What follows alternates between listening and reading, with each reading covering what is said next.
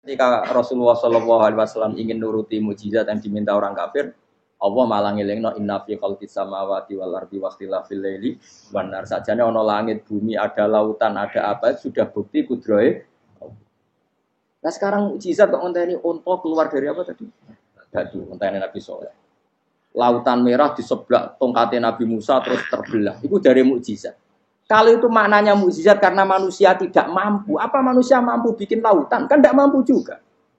Kenapa itu tidak dikatakan mukjizat? Lagi-lagi karena wis kena mataul huruf. Paham jelas ya? Makanya kata Allah, saiki wong ora percaya hari kebangkitan. Alasannya masa manusia jadi tanah menjadi manusia? Memangnya manusia yang sekarang hidup itu dari apa coba? Sengkit nado melok pilek, pilpres, melok dukung mendukung itu memangnya dari apa coba? Dari tanah kan? Mestinya hari kebangkitan sejati ya sekarang ini orang-orang dari tanah sekarang berkeliaran ini harus go jalalan ngalor ngidul maknani. Itu yo kok lemah. Kemudian setelah jadi tanah mati, orang engkar. Wah ini nggak mungkin jadi manusia lagi. Padahal zaman sekarang jadi manusia itu karena kudrohnya manusia apa karena Allah? Karena Allah. Dan manusia sekarang dari tanah pandang. Dari tanah. Harusnya ya berpikir seperti itu. Kalau kudrohnya Allah bisa menjadikan manusia sebanyak ini dari tanah, tentu Allah tetap mampu nanti setelah jadi tanah menjadi manusia. Itu malah kula nu wedi urip nggih wedi tenan. Karena tadi dari hidup menjadi tidak tahu. An-nasmun wa idza matu tidak tahu. Kita semua hanya tidur setelah mati baru karena baru tersadar. Makanya analogi itu penting, kias itu penting. Ya saya beri contoh berkali-kali saya menyontohkan. Sampean tak warai hujah ulama. Nanti pasti sampean taslim itu pasti nyerah. Kalau kamu disebut jeleknya oleh orang lain, kamu mangkel enggak? Mangkel kan? Itu Imam Ghazali gini, kamu tak kasih resep supaya kalau ada orang mengingatkan kejelekan kamu itu tidak mangkel. Apa itu resepnya? Misalnya gini, di baju saya ini, inna fi thawbika akroban wa hayatan. Di baju kamu itu ada kalajengking yang berbisa. Atau ada ular yang berbisa. Ada orang mengingatkan itu. Kamu terima kasih apa enggak? Terima kasih. Karena ada sesuatu yang bahaya di diri kamu, diingatkan. Dan karena diingatkan itu, Anda terus bisa menghilangkan sesuatu yang bahaya tadi. Sekarang kamu punya sifat hasud, sifat dengki, sifat riya, sifat-sifat yang buruk. Itu sesuatu yang mencelakakan kamu di akhirat. Kemudian ada orang mengingatkan itu. Harusnya kan kamu matur nuwun. Karena sifat yang buruk kamu diingatkan, kemudian kamu berusaha Wong diingatkan ada kalajengking yang hanya madorot di badan kamu saja kamu terima kasih. Ini diingatkan ada hasud dengki yang madorotnya dunia akhir. Kamu tidak terima kasih. Jadi itu ulama dulu. Jadi kalau bikin hujah itu gampang sekali. Jika ulama dulu kalau berdebat kemudian diingatkan temannya, kalau dia salah misalnya, itu ya tenang saja. Karena mereka cukup punya akal, punya analogi untuk nganggap itu biasa. Kayak diingatkan ada kalajengking di tubuh kamu. Kamu matur nuwun enggak sama ingatkan? Tadi saya ngaji sore, ngaji di sini cerita. Kila itu Imam Ahmad. Itu mudah mereka iman sama Allah dan Rasul. Maka na yu'minu billahi wal yaumil akhir falyukrim apa? Jaru. Kalau kamu iman sama Allah dan Rasul maka muliakan tetangga. Itu ada seorang ulama dipanggil tetangganya, ayo ke rumah saya. Setelah sampai, dah pulang saya tidak jadi butuh. Sampai di rumahnya dipanggil lagi. Ke situ lagi, dah pulang lagi saya sampai 3 kali. Itu si ulamanya senyum-senyum santai. Ketika pemuda tadi insaf dan minta maaf, kenapa Pak Ulama kamu kok tenang saja? Jawabannya enggak. Kata Rasulullah, saya disuruh hormat tetangga. Saya senang sekali bisa melakukan perintah Rasulullah. Jadi saya nurut kamu itu tidak ada urusannya dengan kamu karena perintahnya Rasulullah. Nangis pemuda tadi. Kalau kita kan enggak, gengsi dong, giambar. Ini kan kita gayanya muni sunah Rasul, tapi uteknya uji hadun. Nah kalau kamu sudah gitu, tak daftar udah di wali, mbok KPU-nya oleh nyetujui, mbok kapan roh nanti.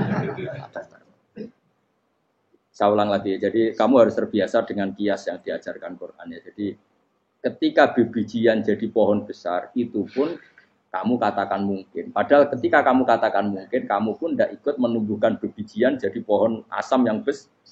Itu menunjukkan kudrohnya Allah. Artinya sebetulnya kamu hidup semuanya itu hanya menyaksikan kudrohnya Allah tanpa kamu memberi kontribusi. Kenapa kamu yang menentukan mohal dan tidak mohal? Harusnya mau taslim menyerahkan diri nak kabeh mau nyekseni kekuasaane Allah. Itu sing dimaksud Quran apa ya tanazzalul amru bainahunna lita'lamu anna Allaha ala kulli syai'in qadir wa anna Allaha qad ahata bi kulli syai'in ilma. Alam raya dibikin variasi kayak gini mau tujuannya Allah supaya kalian menyaksikan kemampuannya. Warna jelas ya. Makanya ketika ada pangeran, ketika bumi yang sudah mati tak hidupkan dengan hujan, begitulah kadzalikan nusyur. Ya kira-kira seperti itu proses sesuatu yang mati menjadi hidup lagi. Coba biji misalnya biji apa? Biji kurma atau biji kacang atau biji apa? Kamu simpan di rumah bertahun-tahun, berpuluh-puluh tahun. Tentu ini berstatus biji yang mati. Kamu tanam di tanah, kamu kasih air, kemudian menjadi hidup. Menjadi hidup, rindang. Ya sudah, itu kan berarti Allah bisa menggerakkan dari sesuatu yang mati. Itu juga telur, sesuatu yang mati. Tapi kalau kamu bilang, tapi di dalamnya itu ada zat-zat yang hidup, itu pun tidak kamu yang menciptakan. Susah ya, apa sih ngakoni nak iku kudroy Allah. Lah anak kowe ngakoni kowe gak mampu kemudian iku kudroy Allah, tentu kematian kita selamati pun dalam kudronya bisa bangkit lagi. Makanya Allah menutup kadzalikan nusyur. Begitulah. Begitu juga menyangkut umur. Kalau kamu dijaya harusnya kamu minta dong tidak mati terus. Nyatanya kamu pernah duka. Falola in kuntum ghairu madinin tarji'unaha in kuntum shodiqin. Kalau kamu merasa dijaya sebagai manusia, coba ketika nyawa kamu di kerongkongan, kembalikan lagi ke tubuh kamu. Nyatanya tidak bisa. Ternyata kita hanya objek. Umur panjang ya karena dikasih Allah, umur pendek ya karena dikasih Allah. Dengan terlatih begini maka kita mudah sujud sama Allah Subhanahu. Itu harus dilatih terus sebagai seorang mukmin. Jika kita hidup di negara apa saja, kondisi apa saja itu rileks. Karena semuanya itu karena kekuasaannya. Meskipun kita tentu bernegara yang baik. Ya kita ikut pilpres, ikut pileg, ya normal lah. Bertetangga yang baik, apa saja yang baik. Tapi semuanya itu kita menjaga konstitusinya Allah. Sampai mbek tonggo wis nang masjid kene enak. Bojo tiga imangan ben ra kecewa mbek kowe, nek ra kecewa kok gelem sujud bareng. Anak kita rawat supaya mereka jadi generasi penerus sujud, penerus rukuk. Terus begitu jadi orientasi. Itu kalau sudah seperti itu namanya al-ulama warasatul anbiya. Emangnya Nabi mewarisi kita apa coba? Cara kita sujud, cara kita rukuk. Coba Quran ngalungikan warka'u ma'ar raqiin. Balillah fa'bud wakum minasyakin. Tapi tahu-tahu ada generasi muslim yang cacane iku mapan. Karena ngono ora usah Islam, PKI yo kepengin mapan, komunis yo kepengin lonte nganti dadi lonte yo kepengin copet nganti dadi copet yo kepengin mapan. Bajingan nganti dadi bajingan yo kepengin mapan. Karena kepengin mapan ora kudu wong saleh, wong fasik pun kepengin. Bener bedane apa nggo jalalan cita-citane mau kepengin mapan. Bukan cita-cita sing gak perlu wong nggo jalalan, wong fasik kok yo. Mana cari Imam Ghazali nak gejlok-gejlokan. Kamu jangan bangga nikmat yang yastariku ma'akal bahar. Itu satu nikmat sing kewan kudu. Misalnya kowe seneng mangan akeh, fal jamus aksaru akeh. Jamus iku angane luwih akeh. Nak kowe seneng kumpul kebo, kumpul wong wedok akeh, fal firdu aksaru wikoan. Kethek iku kuwate jimak luwih kuat. Pitik yo luwih kuat. Imam Ghazali gejlok satu kenikmatan sing mustarok benal ukola wa benal wiril ukola. Tapi nak nikmate sujud ora iso kethek sujud suwi-suwi ora. Spesial napa? Spesial. Kalau suwun makanya Imam Sinten Sayyidina Umar tadi sampai seperti itu. Ketika dia ditusuk sama seseorang, dia tanya pertama, yang nusuk saya siapa? Orang Majusi ya Amirul Mukminin. Alhamdulillah alladzi ja'ala maniyati biyadi rajulin lam yasjud laka sajdah. Yuhajuni biya yaumal qiyamah. Jadi itu penting. Artinya satu sujud pun sudah menjadikan kita berhak masuk neraka. Ya tentu yang ikhlas. Nah ukurannya ikhlas itu gimana? Ya pokoknya sujud. Ada kepen buswarga ya rapati ikhlas.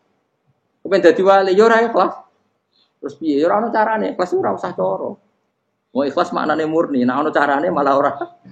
Nah, jadi mau ora sudah daftar wali. Kena kepen sujud dadi wali ya ora ikhlas. Pemene nak dadi wali terkenal terus sing sowan akeh salam tempel akeh tambah ra ikhlas. Nanti cara gejolakane bapak kula kan. Bapak kula nanti kula tangkut. Ada orang tertentu kok terkenal wali, terkenal sekali orang. Tak tanya bapak, jenengan mboten kepengin dadi wali seperti itu. Jawab bapak lucu. Dadine wali kepengen hak disayang pangeran, tapi dadi koyo iku ora kepengen. Lah kok saged. Lah wis dadi kula dadi salam tempel. Engko nang opahe mau ikut tok. Saking ikhlasnya Bapak. Sekarang seseorang jadi terkenal, kadang kan terus dikonversi orang sowan ngasih dari Bapak. Lah nek dadine donya ngono tok ora kepengen. Dino duwe akeh.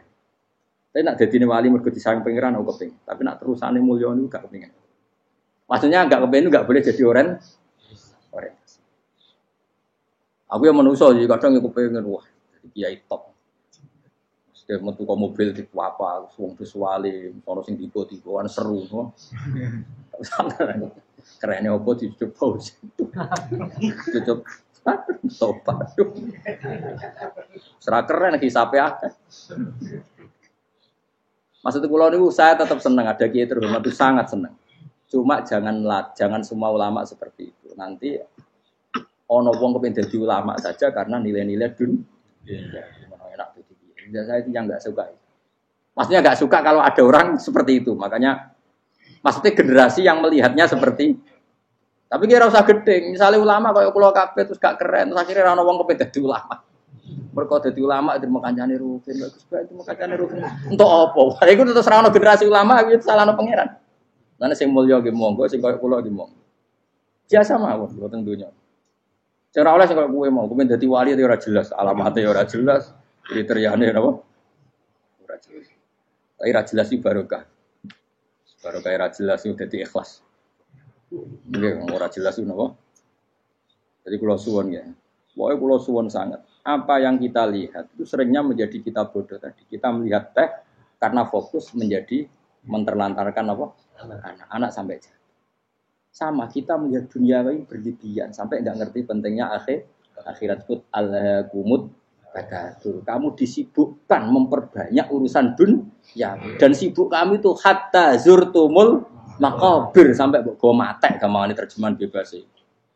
Mak pangeran nabian dikasano alus sampai kowe tekoni kuburan terus kala saufa taala. Tapi kamu nanti tahu apa yang penting zaman kamu di dunia. Setelah kamu tahu ternyata kenangan terbaik di dunia adalah saat kita sujud, saat kita munajat, saat kita ngekei yatim piatu, saat kita mulang, saat kita berbuat baik.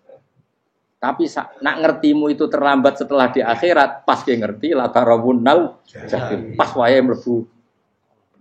Makanya harus ngerti dari sekarang.